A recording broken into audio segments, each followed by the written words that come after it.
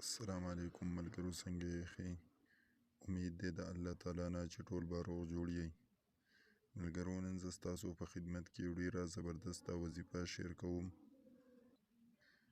دا وظیفه د هغې زنانه په باره کې ده چې په هغې پسې رشتې له څوک نه راځي، نو هغه زنانه لره او د هغې مور او پلار لره پکار دي چې هغوی دا عمل وکړي. وظیفه دا ده چې سحر دی 300 ځله یا الله یا رحمان یا رحیم هغه زنانه او د هغې مور او پلار دې دا وایي، او د ماښامه دې دا وظیفه کوي یا باسطو یا لطیفو 313 مرتبه.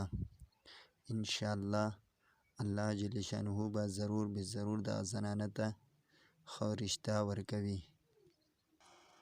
ملګرو، که زمونږ چینل مو نه سبسکرایب کړی نو زمونږ چینل ورسره ضرور سبسکرایب کړئ چې همدغه شان تاسو ته زمونږ نورې ویډیوګانې در ورسي.